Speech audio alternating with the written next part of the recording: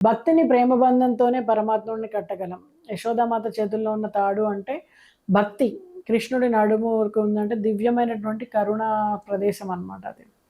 So, మనం దామోదర వ్రతాన్ని మామూలుగా ఆశ్వయుజ శుద్ధ పౌర్ణమి నుండి కార్తీక పౌర్ణమి వరకు కూడా దీన్ని ఆచరించుకోవచ్చు. సాయంత్రం పూట దీపం వెలిగించి దామోదర అష్టకాన్ని చదువుకుని శ్రీకృష్ణుడి నామస్మరణ చేసి ఇవన్నీ కూడా పవిత్ర స్నానాన్ని చేసుకొని దామోదరాయ నమః అనేటువంటి మంత్రాన్ని, అలాగే మట్టి దీపాన్ని వెలిగించడం, అలాగే దీపం దత్తం గ్రహిష్యామి దామోదర ప్రీత్యర్థం అని మనం దీపాన్ని వెలిగించి దామోదర అష్టకాన్ని శ్రీ సత్యవ్రత ముని రచించిందనమాట ఇది. దీన్ని చదువుకుని దీపారాధనంతరం భక్తులకు భగవంతుడికి నైవేద్యము, పాలు, పెరుగు, మకరందము, వెన్న, తులసి దళం ఇవన్నీ కూడా సమర్పించి పూజ చేసుకోవాలి.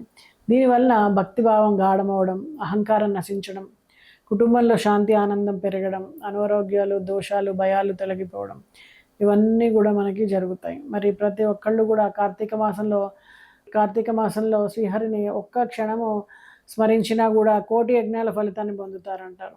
కార్తీక మాసే యో భక్త్యా దీపం సంధారయేత్ నరః తస్య పాపక్షయం యాతి దీపతుల్య ప్రభాప్రద. అంటే కార్తీక మాసంలో ఒక్క దీపం వెలిగించినా కూడా పాపాలు నశించి దివ్య ప్రభలు లభిస్తాయి అని చెప్పేసి శాస్త్రవచనం.